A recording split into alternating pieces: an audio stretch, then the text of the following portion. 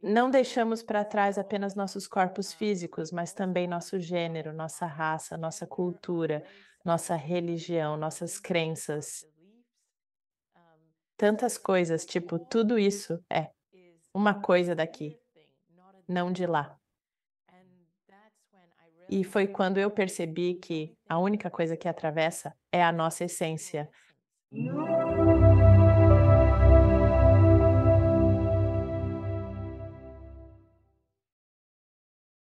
Seja bem-vinda ao programa Anita Morgani. Como vai você? Estou muito bem, feliz por estar aqui.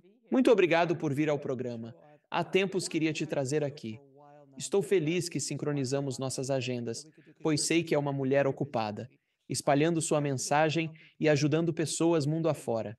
Agradeço por dedicar tempo para nossa audiência e sua jornada foi, no mínimo, interessante. Sim, no mínimo. Então, a primeira pergunta: como era a sua vida antes da experiência de quase morte? Era espiritualizada ou não?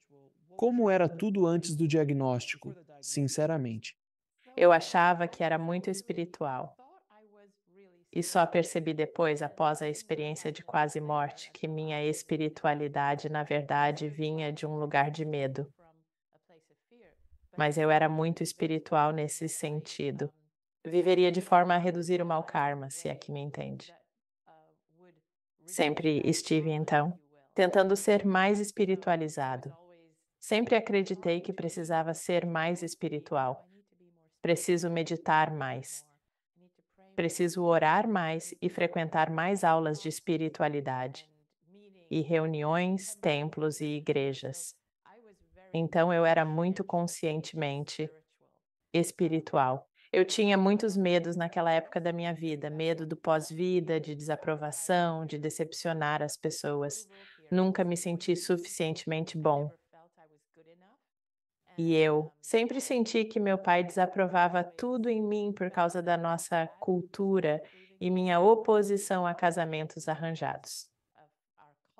Na nossa tradição, mulheres são criadas para isso, especialmente na época em que cresci. Eu tentava ser a filha exemplar, mas a verdade é que uma grande parte de mim simplesmente não queria um casamento arranjado. De fato, meus pais planejaram um para mim e eu fugi, o que causou grande alvoroço na comunidade. Eu queria ser livre, eu queria trabalhar, ganhar meu dinheiro e queria viajar pelo mundo, mas na nossa cultura, seu pai é responsável por você até que se case e depois disso seu marido deve assumir esse cuidado. E eu estava noiva de um homem que não queria que eu trabalhasse, o que eles desaprovavam. Isso não me parecia certo. Eles queriam que eu aprimorasse minhas habilidades de dona de casa. E admito que sou péssima nos afazeres domésticos.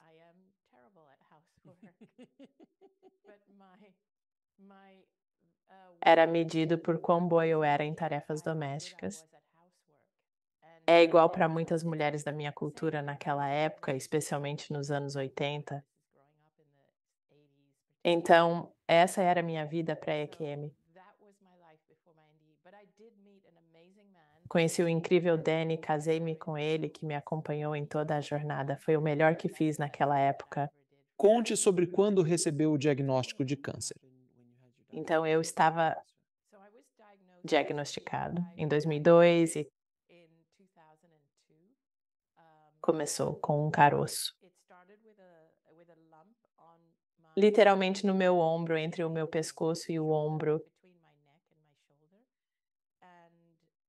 Então, realizei um exame e uma biópsia que resultou no diagnóstico de câncer linfático. Naquele momento, foi classificado como estágio 2. E então, ao longo dos anos, o que acontecia comigo naquela época era que duas pessoas muito próximas de mim na minha vida e da mesma idade que eu, ambas tinham câncer. Ambas estavam morrendo de câncer. Elas tinham câncer terminal. Estavam morrendo de câncer. Uma delas era minha melhor amiga, tão próxima de mim quanto uma irmã. Crescemos juntas, foi um choque o diagnóstico dela. E então o cunhado do meu marido, também da mesma idade que eu, foi. Então, ambos faziam os melhores ou mais caros tratamentos nos principais centros de câncer, que estávamos morando em Hong Kong. Um deles estava sendo tratado no melhor hospital de câncer de Nova York e o outro no melhor hospital de câncer de Hong Kong. Mas ambos continuavam piorando. E, do meu ponto de vista, parecia que cada vez que eles se tratavam, pioravam. Quando fui diagnosticado, a única escolha foi o mesmo tratamento deles: quimioterapia, radioterapia. Eu pensei: não, eu não quero isso. Vou arriscar com tratamentos naturais, porque estou vendo essas duas pessoas muito próximas de mim se deteriorando e morrendo, mesmo recebendo o melhor tratamento que o dinheiro pode comprar no mundo. Então eu optei pelas terapias naturais. Mas curiosamente eu melhorava e depois piorava, eu melhorava e piorava. E passei por isso durante um período de 4 anos. E cheguei a um ponto em que comecei a me deteriorar de verdade, porque tudo começou quando um médico me disse que eu tinha que disse que precisava de exames para enfrentar a realidade do ocorrido. Então, o interessante é que eu estava em tratamento com um médico ayurvédico na Índia e me sentia muito melhor. E ele me dizia que eu estava melhorando bastante, então eu me sentia muito melhor, parecia melhor. Todos diziam que eu estava melhor. E então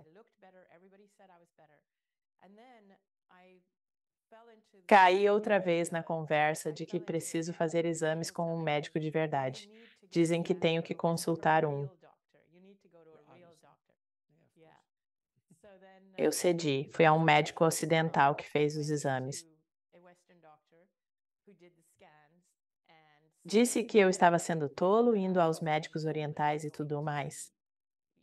E fiz os exames. E então ele me disse: você só tem 3 meses de vida nesse ritmo. E depois que eu vi isso, minha saúde piorou drasticamente, tipo, drasticamente.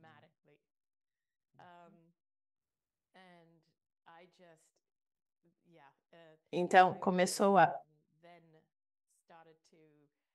parei, meu corpo não absorvia mais nutrientes e perdi o apetite.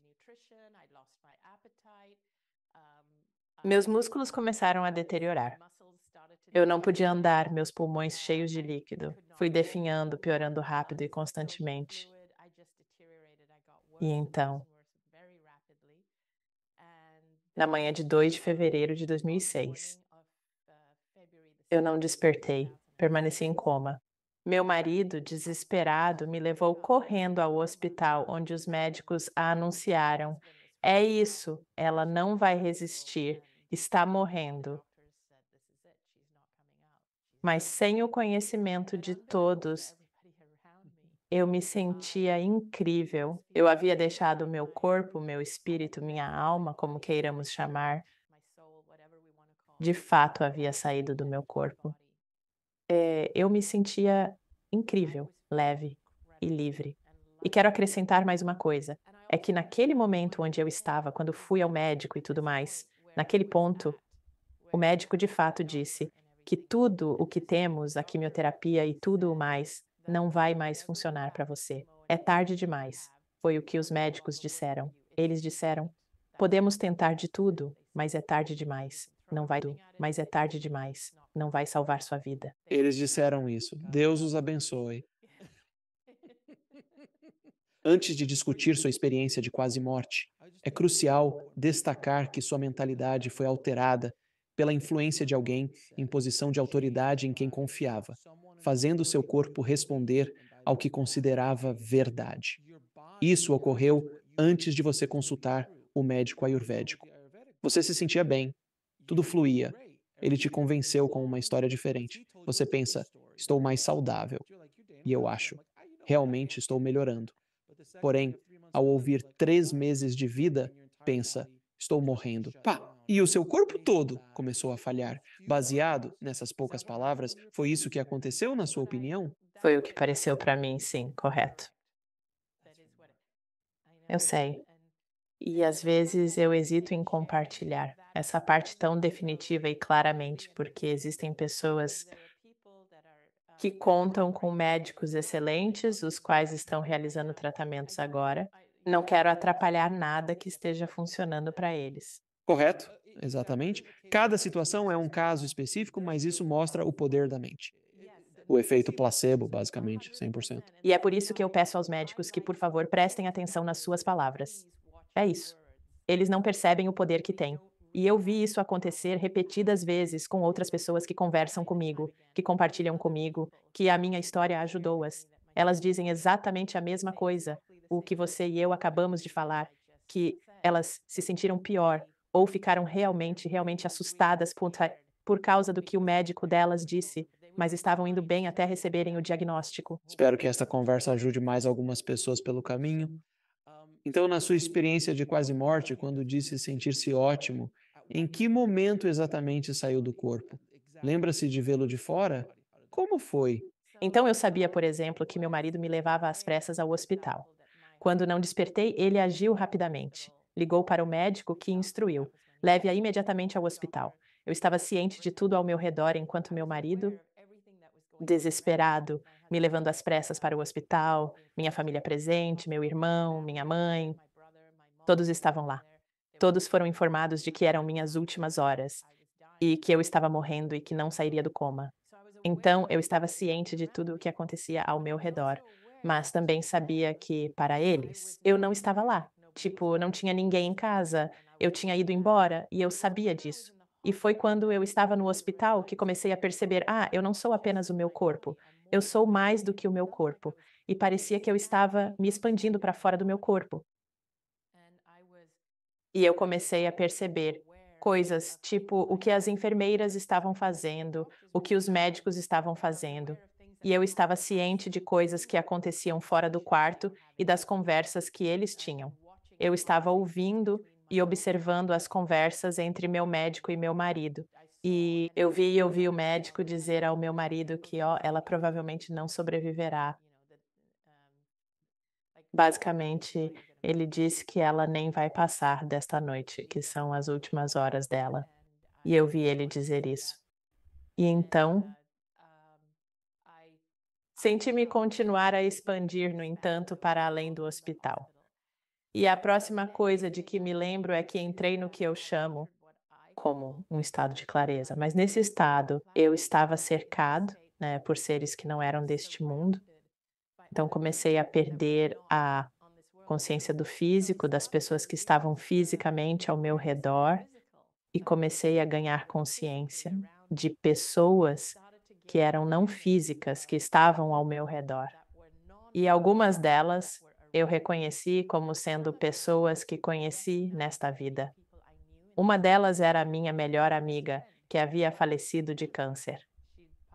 Ela havia falecido 2 anos antes e estava lá para me receber. Outro era meu pai, que havia falecido 10 anos antes. E eu sempre senti que havia decepcionado meu pai, e nós sempre tivemos conflitos. Ele estava decepcionado comigo, mas neste outro plano, só senti dele amor puro e incondicional, apenas amor. Parecia que não temos corpos físicos, biológicos, não temos cordas vocais, não temos olhos. Então é um tipo de percepção muito diferente e é pura consciência. Então meu pai não precisava falar comigo.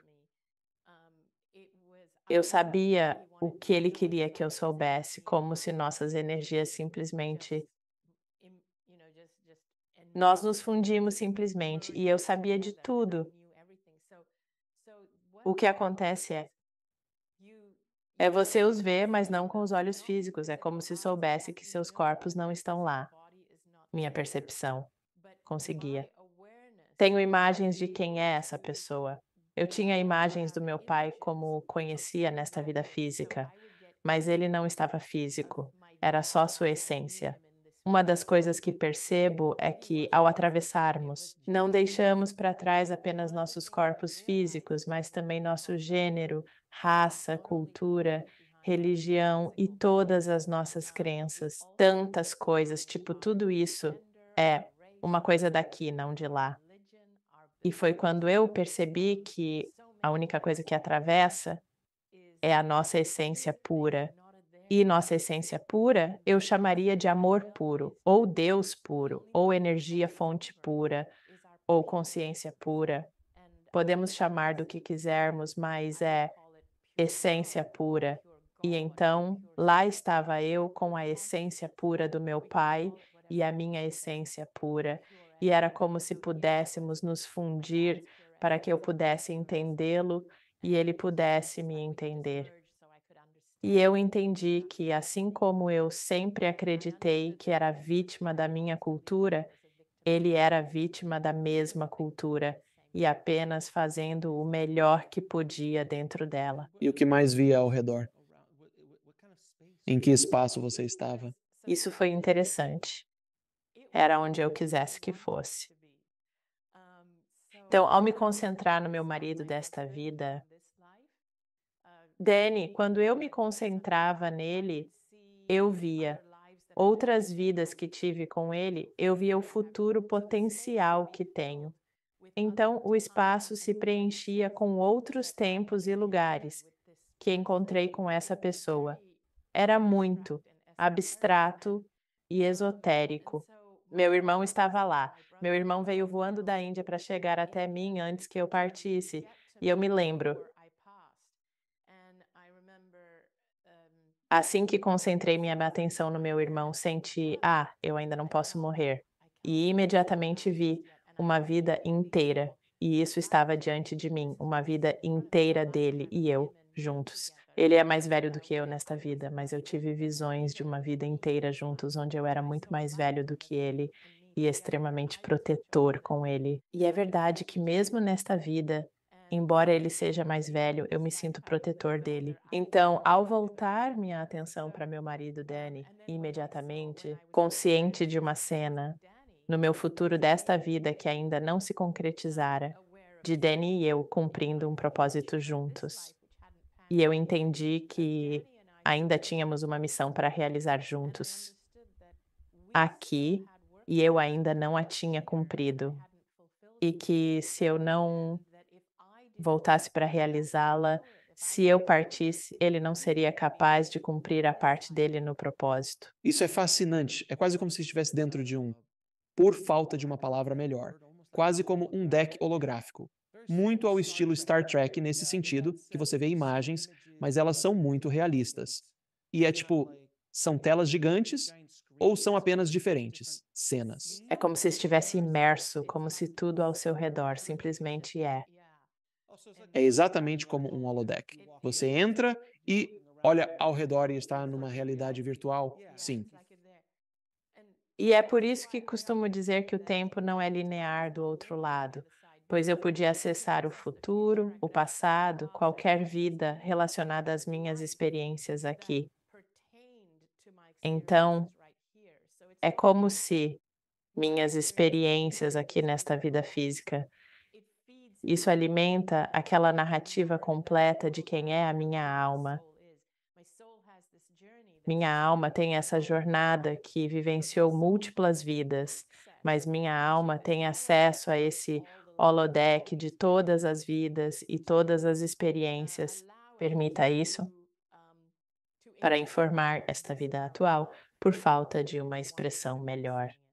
Sim, em outras vidas. Pelo que entendo, você não encara todo o karma ou desafios que, como alma, quer superar. Em cada vida, há aspectos disso. Assim, na vida A e B, você tem tarefas específicas. E no C, você fez algo que realmente quer superar. Mas nesta vida, você só vai lidar com A e B. E o C, você enfrentará na próxima vida. Algo assim, certo? Algo assim.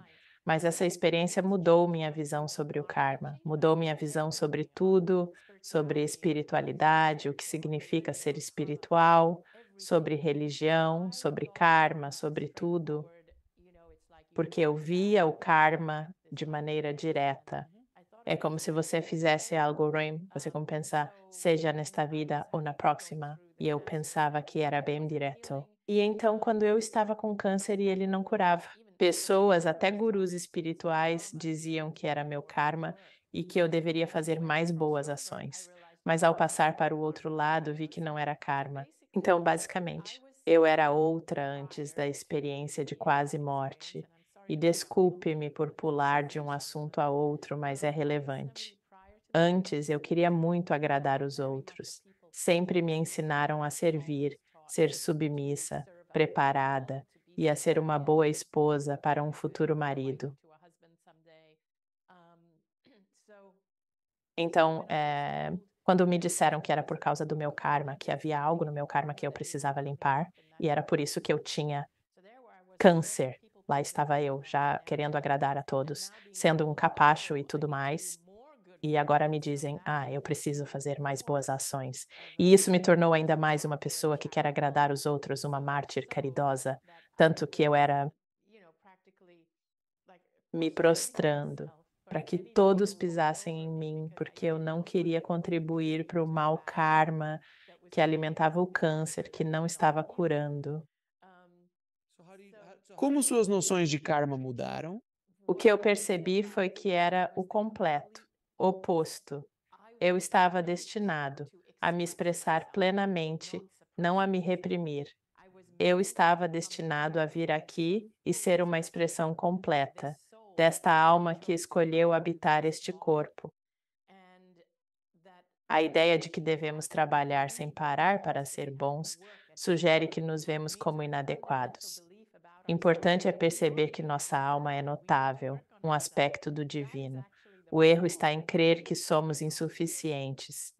Precisamos entender que nossa essência é maravilhosa, um pedaço de Deus. Basicamente, o que aprendi é que cada um é uma faceta de Deus, amor ou consciência pura, expressando-se por este corpo. E quando cometemos atos que não são positivos, isso ocorre porque nos desviamos do caminho e perdemos a noção de nossa verdadeira identidade. Eu vinha reprimindo minha verdadeira identidade devido ao condicionamento cultural e social. Eu tinha sufocado quem eu era.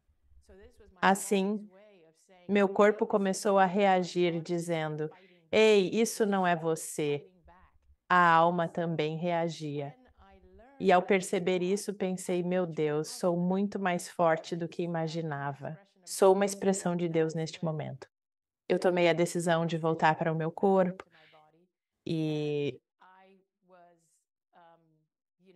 então recebi essa mensagem do meu pai. Agora que sabe a verdade sobre sua verdadeira identidade e destino, seu corpo se curará dramaticamente. O que exatamente ocorreu? Então, bem rapidinho, antes de chegarmos lá, concluindo sua experiência de quase morte, o aspecto kármico das coisas, porque pelo que entendi, eu concordo com você. Essa coisa de olho por olho não é o que eu também entendi ao falar com tantas pessoas que tiveram experiências de quase morte e mestres espirituais e por aí vai. Minha compreensão do karma é mais como uma escolha da alma, de quando voltam, eu tenho que experimentar o oposto disso para continuar essa jornada. E é uma escolha, não é uma regra. É assim que você vê também? Mais ou menos. Deixa eu contar exatamente como vejo. De novo, é interpretação e cada um usa palavras diferentes, então jamais quero invalidar a visão de outrem. Com experiências de quase morte, todos buscamos a linguagem ideal para explicá-las. E às vezes precisamos escutar diferentes pessoas para compor o todo. Assim, a minha versão disso é que nós certamente optamos por vir aqui, mas o que senti é que minha alma decidiu vir e ela tinha uma intenção. Assim, ela veio com um propósito. E isso aborda, o que é livre-arbítrio e o que é destino. Para mim, o destino não está escrito em pedra. Seguir o seu destino significa seguir a intenção da sua alma. O que a minha alma planejou realizar, alcançar, fazer e ser ao vir para cá. e como a minha alma planejou vir e mudar o mundo, servir e assim por diante. Então você vem com essa intenção. Mas, enquanto estamos aqui, às vezes somos desviados do caminho, nos perdemos. As coisas que aprendemos, que ensinamos, perdemos o rumo. E no meu caso, eu esqueci. Todos nós esquecemos ao longo do caminho. No meu caso, eu completamente reprimi quem eu sou a ponto de minha alma reagir, me dando sintomas e sinais de alerta no meu corpo, de que essa não é a minha verdadeira essência. Você não está aqui para ser pisado, nem para ceder ao medo. Não está para satisfazer todos. Você é mais poderoso. Contudo, eu reprimia isso, lutando contra, pois pensava: não posso falhar com meu pai, não posso falhar com minha cultura. Eu estava indo contra a intenção da minha alma. Então, a intenção é o que eu chamo de destino, e podemos escolher seguir essa intenção ou não. Isso é livre-arbítrio. Então, um complementa o outro. Agora, voltando ao karma, não o vejo de maneira tão simplista como se fizéssemos o oposto na próxima vida. Creio que é mais complexo, nem sempre é o que pensei sentir estando lá. Parece que revisamos nossa vida. Para mim, essa revisão veio como uma tapeçaria, onde pude ver toda a minha existência, jornada da minha alma, de todas as vidas vividas e como esta vida contribui para a jornada completa da alma. Então, você pode obter suas lições até mesmo entre suas vidas ou mesmo de tendo vivenciado algo. Fazer algo horrível a alguém, não é necessário passar pela mesma coisa. Você pode até aprender a lição pensando: meu Deus, que coisa terrível eu fiz. Eu faria diferente se pudesse fazer de novo. E você tem a chance de fazer diferente em vez de passar pelo mesmo. Então, o karma não é tão direto quanto eu pensava que era. Entendo o que você está dizendo e, de fato, faz sentido. E, novamente, é muito difícil expressar a linguagem em palavras com nossa. Nossa linguagem é limitada para expressar tais coisas. Você está falando da sua revisão de vida, que é fascinante. De todas as experiências de quase morte que conheço, nunca ouvi algo assim.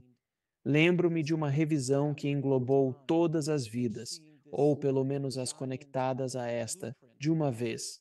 Ver esse imenso projeto de como cada vida contribui para a sua jornada é singular, se posso dizer. Você sentiu, como outros em revisão de vida relatam, o que a outra pessoa passava como se fosse com você também. Sim, com certeza. E eu senti as emoções de todos ao redor do meu corpo no hospital, à beira da morte. As do meu marido, mãe, irmão, médicos e enfermeiras. As enfermeiras foram excepcionais. Eles são almas lindas que queriam me ajudar, compadecendo-se de mim. Sabiam que eu morria e se sentiam impotentes, mas até os médicos os abençoavam. Seus corações estão no lugar certo, desejando ajudar ao ver o paciente morrer. Eu sentia isso. E na retrospectiva da vida. Eu realmente sentia isso acontecer no momento. Mas quando eu estava, ao contemplar minha vida como um tapeçário, sentia o impacto das minhas ações nos outros. E interessante é que até o que julgava errado tinha seu lugar. Havia certas coisas que eu pensava: ah, na verdade você deveria fazer, que não estavam erradas. Você realmente fez o bem no mundo. Então, por exemplo, eu fugi de um casamento arranjado e eu pensava: isso é terrível porque eu trouxe vergonha para ele e sua família e tudo mais. Agora, eu paguei por essa vergonha aqui, mas eu não via dessa forma. Você meio que assume que, ah, você vai pagar por isso na vida após a morte ou na próxima vida, porque era realmente vergonhoso para o meu noivo naquela época e a família dele, e eu rebaixei a minha família, e nenhum homem indiano queria se casar comigo depois que eu fiz isso. Eu pensava que pagaria por esse karma na próxima vida. Você vive com essa culpa, sofre e ela te consome. Quando passei para o outro lado, percebi que, você já passou por muito sofrimento, não terá que pagar por isso na próxima vida. Observe o lado bom que emergiu. Considere quantas jovens indianas foram inspiradas por suas ações e efetivamente disseram não antes de se encontrarem naquela situação, pensando: eu não quero entrar numa situação como a da Anita. E elas estão se levantando e dizendo: parabéns por ter feito isso. Então, é como se, uau, você também ganha outra perspectiva e você também entende que já sofreu o suficiente por algo que você acha que vai sofrer na próxima vida, porque já carregou esse fardo nesta vida. Isso é realmente lindo. E é mais um exemplo disso, bom e ruim.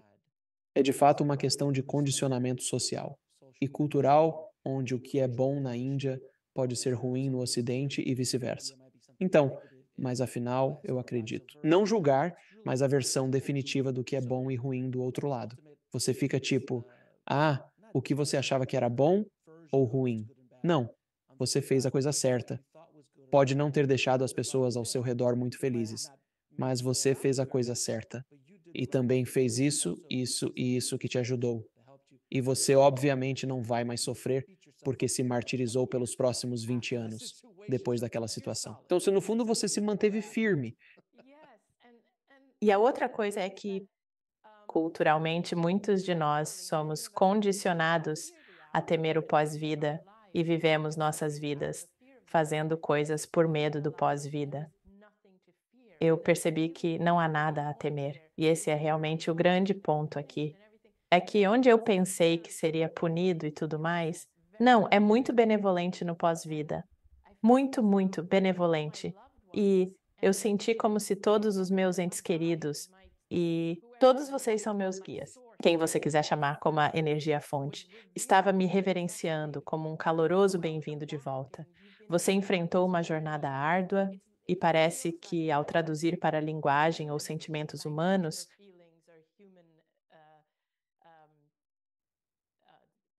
palavras para isso, é como voltar para casa, mas é quase como se te dessem uma festa de boas-vindas. E o que eu percebi é, eles nos veneram. É como se você ganhasse elogios por passar por essa jornada, porque ninguém sai dela vivo. como sempre dizem, todo mundo quer ir para o céu, mas não exatamente agora. Sim, eu também já ouvi isso, que isso é como uma celebração por estarmos aqui embaixo e que isso não é fácil. É um processo muito desafiador de aprender e evoluir, experienciando tudo aquilo que é exclusivo desta dimensão e realidade. Em contraste, no plano do outro lado, não se pode atravessar as mesmas emoções, energias, o ego e todas essas nuances. O que mais você pôde perceber quando estava do outro lado? Enquanto passava por essa revisão de vida, você mencionou a presença de guias espirituais. Você chegou a vê-los? Você viu parentes, alguma divindade ou pessoas que sentiu que vieram ajudar? Pois eu sempre digo que Jesus é. O homem mais ocupado do outro lado, sempre aparecendo e trabalhando.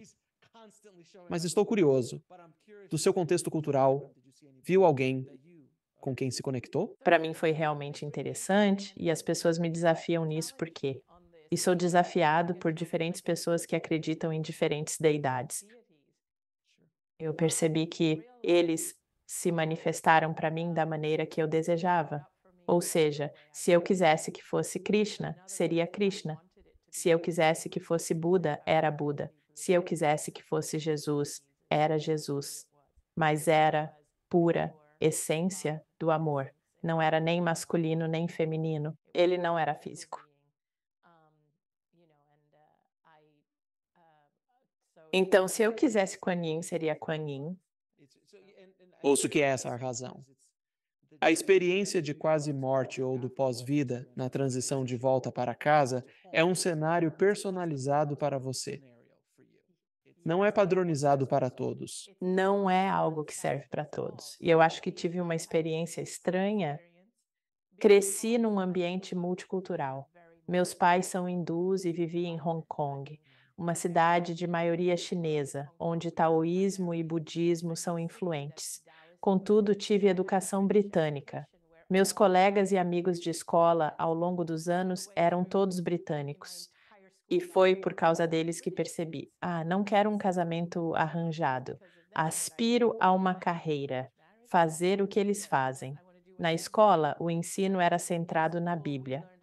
Por sorte, no ensino médio, fui para uma escola laica, onde aprendemos sobre várias religiões. Ao mesmo tempo, mantive meus interesses. Eu tinha uma babá chinesa que me levava a templos budistas. Na escola, né, aprendíamos sobre a igreja. Meus pais me levavam ao templo hindu, por isso acho que tive uma educação uma experiência de quase morte estranha e variada. Você está revisando sua vida. Percebo que seu pai é o principal. Oriente-o nesse processo. Sim e não, tá? Eles sentiram que havia algo além dele também. Então é onde começa a ficar interessante, porque parecia que todos nós estávamos conectados. Tipo, até meu pai e eu estávamos conectados. E então, meu pai foi quem eu identifiquei desta vida física, mas ainda havia, tipo, uma energia abrangente que eu simplesmente chamo de consciência pura, que é a maneira como eu descrevo é que é a consciência de todos nós, de todo ser, de tudo no universo inteiro, tudo junto. É simplesmente a consciência total. E nesta forma espiritual, isso é também. Nos dizendo, na falta de melhor expressão, que ali reside o amor incondicional, ao relatar que fui envolto por esse sentimento. E foi como se eu me imergisse e me fundisse com esse estado de ser, foi assim. É o que eu chamaria de Deus, não é uma pessoa, não tem gênero, mas é essa energia. E todos nós temos acesso a ela. Então você está revendo sua vida e conversando com seu pai.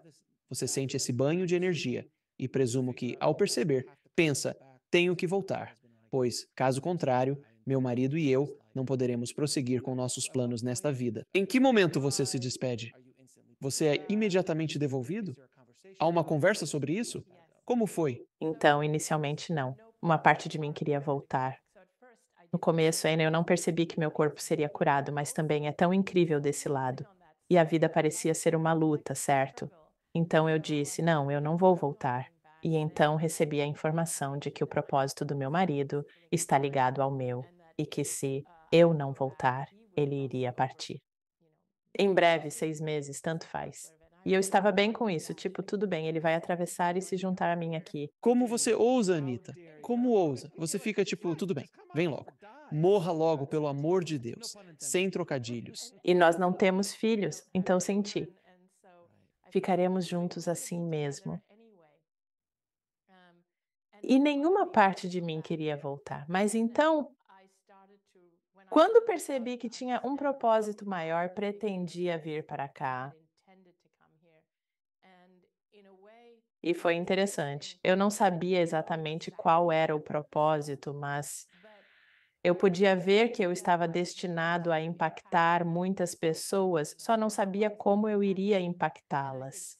E eu podia ver que, de certa forma, seria uma vida de serviço, mas não no velho sentido de serviço que eu costumava pensar.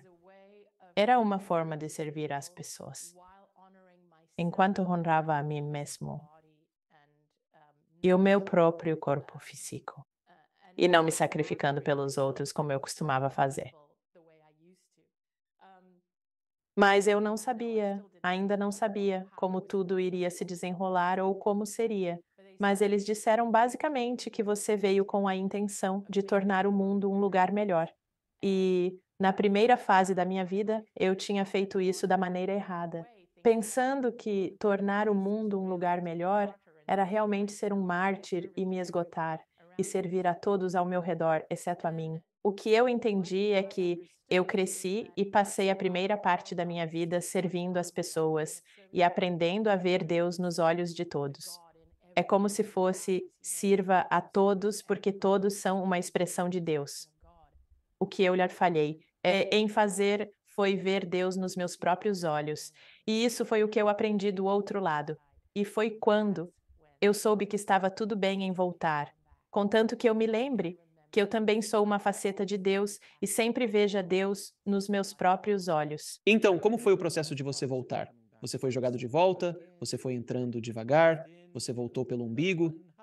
Como foi essa conversa toda depois que você percebeu que tinha que voltar? Qual foi o próximo passo? Na verdade, uma vez. As últimas palavras que meu pai me disse foram: "Agora que você sabe a verdade sobre quem você realmente é, volte e viva sua vida sem medo." E assim que ele disse isso, eu soube que meu corpo iria se curar. Então, quando ele falou, literalmente, parecia que segundos depois, senti meus olhos começando a se abrir no meu corpo físico. Foi como se eu tivesse flutuado. Eu flutuei para dentro do meu corpo, sem esforço. Foi tudo muito suave, sem choque algum. De forma fluida, meus olhos se abriram, mas eu ainda não estava totalmente neste mundo. Olhei ao redor e vi minha família, marido, irmão, mãe. Comecei a dizer: "O papai está aqui, o papai está aqui. Ele diz que vou ficar bem." Eles me ouviram e pensaram: "O que está acontecendo?" Mas se alegraram ao me ver abrir os olhos, certo. Eles ficaram eufóricos ao perceber que eu parecia sair do coma e chamaram o médico. E era um médico que tinha acabado de começar. Como se ele tivesse começado a cuidar de mim agora. Nunca o tinha visto antes de dar entrada no hospital, onde entrei em coma. Mas eu o chamei pelo nome. Eu disse: "Boa tarde, Dr. Chan." E ele disse: "Como você sabe meu nome?" E eu disse: "Não é o senhor que está me tratando?" Então fiquei em coma por cerca de 36 horas. Ele disse: "Mas você estava em coma." E eu só respondi: "Eu estava." Eu tinha uns 30 centímetros de espaço de cada lado naquela época. Ele não entendia o ocorrido. Após sair, falei à família. Ele não disse que eu não sobreviveria à noite? Meu marido interveio. Ele não falou isso aqui, mas lá fora, no balcão das enfermeiras. E elas perceberam que algo tinha acontecido. Certo, então está voltando, ó, você está se curando. Como vai? Processe isso psicologicamente aqui, pois no outro espaço seu processador é mais rápido. Estamos com equipamentos antigos, menos sofisticados, entende? Como você lidou com isso mentalmente? E as pessoas ao redor, como reagiram ao seu retorno diferente? Como também lidaram com isso as pessoas que estão à sua volta? Não foi fácil. As pessoas não foram tão acolhedoras quanto esperava. Vi meu corpo se recuperar de forma impressionante, realmente notável. Tinha tumores do tamanho de bolas de golfe, tipo pelo meu pescoço, sob o braço e no peito, crescendo muito rápido. E então, comecei a vê-los diminuir muito rapidamente. Em 3 semanas, eles não acharam vestígios de câncer em mim. Eu via isso acontecer e os médicos estavam perplexos. Não sabiam o que falar ou registrar nos prontuários. Estavam atônitos, mas ao mesmo tempo não estavam receptivos ao que ocorria. Eles se perguntavam se meu diagnóstico estava errado ou algo do tipo. O que é impossível, pois convivo com isso há 4 anos. E também havia o físico, bolas de golfe, nada sutil mesmo. Não era sutil, mas percebia-se a dificuldade deles em processar aquilo. Eu tinha clareza sobre o que me aconteceu do outro lado, o motivo do câncer e da minha cura, que queria anunciar aos 4 ventos. Desejava que todos soubessem. Contudo, leve em conta que recuperei minhas forças em semanas e a força nas pernas em meses e tudo mais. Mas eu queria compartilhar com todos que você é um fragmento divino com Deus em seu ser. Quero dizer a todos que és mais forte do que te fizeram crer e que somos seres extraordinários. Eu só queria compartilhar essas coisas com todos vocês. Se você está doente, existe um motivo para isso. E eu queria conversar com as pessoas doentes, mas não percebi que talvez elas não fossem receptivas. Me viram como uma pessoa louca. Eles diriam: o que ocorreu contigo é incrível. Houve uma remissão espontânea. Foi milagroso, uma cura notável. Porém, é um caso isolado. Queriam me fazer crer que era apenas sorte. E até algumas pessoas disseram: não dê falsas esperanças às pessoas e não as desvie do que estão fazendo. Então eu comecei a me fechar. Tudo o que eu aprendi do outro lado, comecei a reprimir, porque pensei: ok, eles acham de fato que sou perigoso por compartilhar isso ou que sou louco. E então percebi que, especialmente a comunidade médica, eles não estavam abertos a isso. Muitas pessoas que estavam doentes e também enraizadas no tratamento convencional de suas doenças não estavam dispostas a ouvir o que eu dizia. Rapidamente aprendi a ter muito cuidado com quem compartilho, muito cuidado. Então, em que momento você decidiu revelar sua experiência de quase morte, Anita? Então, o que ocorreu foi começou assim, tipo, bem no início, eu não sabia o que fazer com essa informação. Eu pensei: "Eu não posso guardar isso só para mim. Eu não vou fazer o que eu fazia antes e simplesmente me reprimir de novo. Eu não posso guardar isso só para mim". Então eu compartilhei em um site sobre EQM. Meu irmão descobriu esse site e isso foi em 2006. Ele encontrou esse site chamado NDERF, Fundação de Pesquisa de Experiência de Quase Morte. Eu nem sabia que o que eu tinha era uma EQM. É isso aí. Você tem essa experiência profunda, esse estado de clareza. Então ele compartilha um link do site e diz: "Olha isso, tem gente tendo experiências que são meio que como a sua, meio diferentes, mas meio que como a sua". Aí eu entro nesse site e tem tipo 3.000 experiências de quase morte lá dentro, depoimentos e histórias de pessoas. E eu comecei a ler e pensei: meu Deus, eu não estou sozinho, eu não estou sozinho". De repente, simplesmente me senti incrível, como se fosse guiado a este site. Então aqui está a diferença entre quem eu era antes e quem eu sou agora, depois da EQM. Eu conseguia confiar. No processo eu conseguia confiar. Eu sabia agora que tenho esses guias me ajudando, e eu me sintonizava com eles. Antes da EQM, claro, eu não sabia que era guiado e que tinha guias e pessoas me ajudando.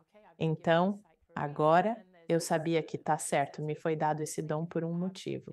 E então, diz aqui, clique neste link se você teve uma EQM e gostaria de compartilhá-la. Então eu cliquei no link e abre esta página com essas perguntas. Eu respondo as perguntas e depois tem essa parte onde você pode adicionar informações extras, tudo mais.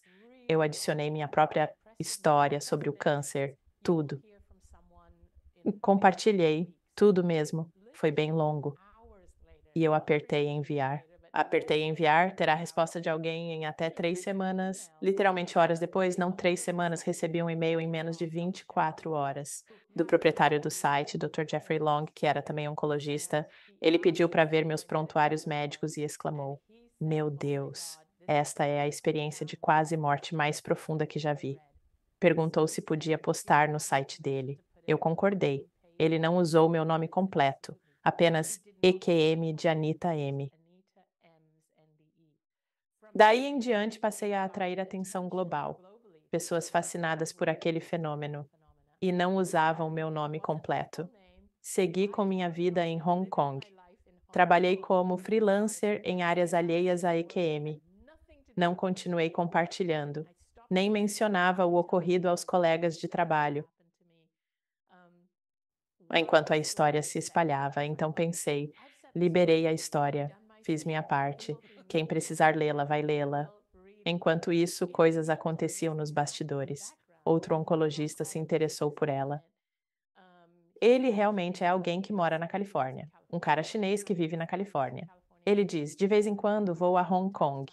Ele escreve e pergunta: posso ir ao hospital onde isso aconteceu com você? E posso eu Examinar seus prontuários médicos? Eu disse, claro. Ele vem a Hong Kong. Nos encontramos, ele examina meus prontuários médicos e diz: Senhora, de qualquer maneira que eu olhe, você deveria estar morta. Você deveria escrever um livro sobre isso. E eu escreverei o testemunho médico para dar validação. E então ele me coloca no rádio onde valida tudo o que eu digo. Depois, ele realiza uma conferência médica onde valida tudo o que eu falo, que esta é a cronologia, é assim que aconteceu. Ela não deveria ter se curado e blá blá blá.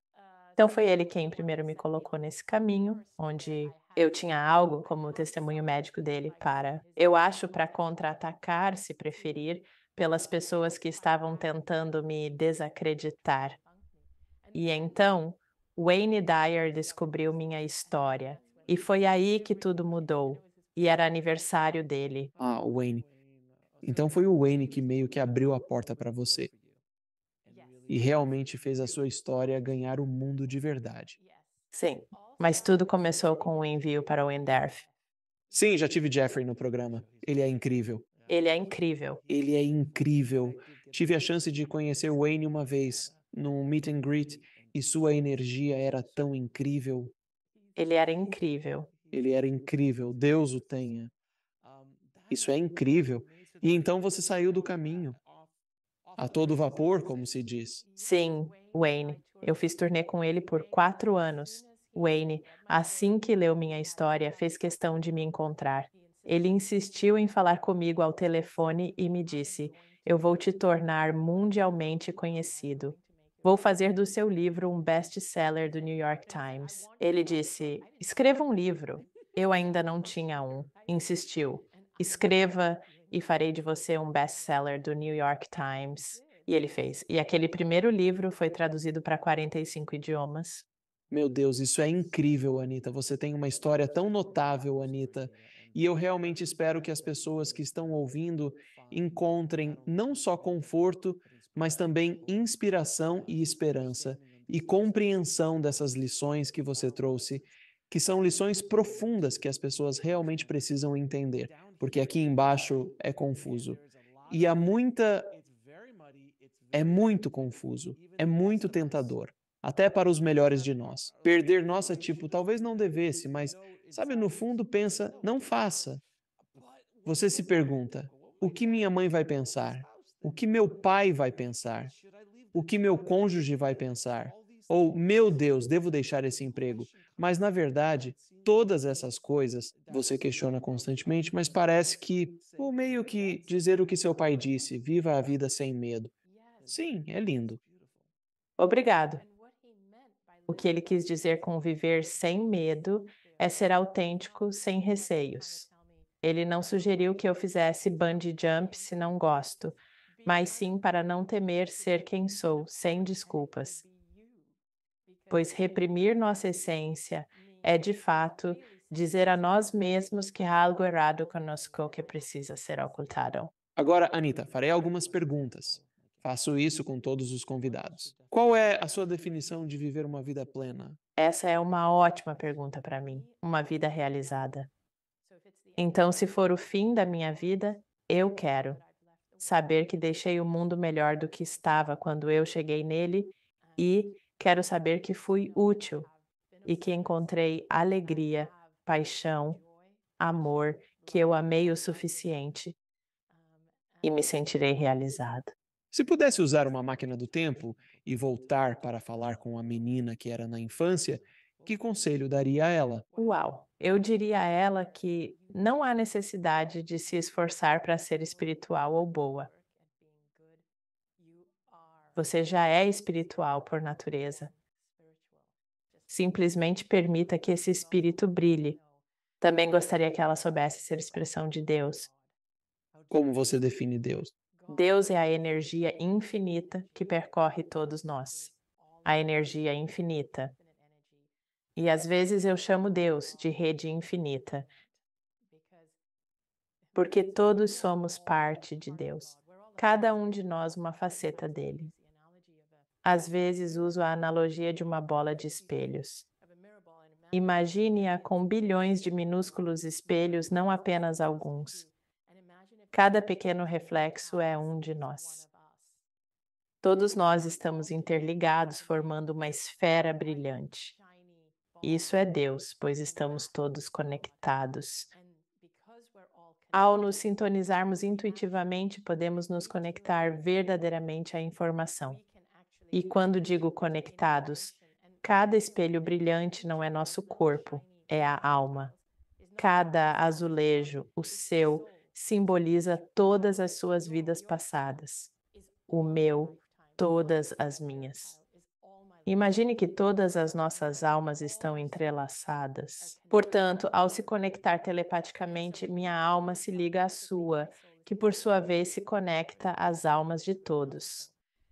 Sendo intuitivo, você acessa um universo de informações. Ao se conectar e meditar, recebendo insights e epifanias, você obtém informações da rede infinita, pois todos estamos conectados, podendo vir da alma de alguém. Uma coisa que sempre digo é que somos o algoritmo de Deus.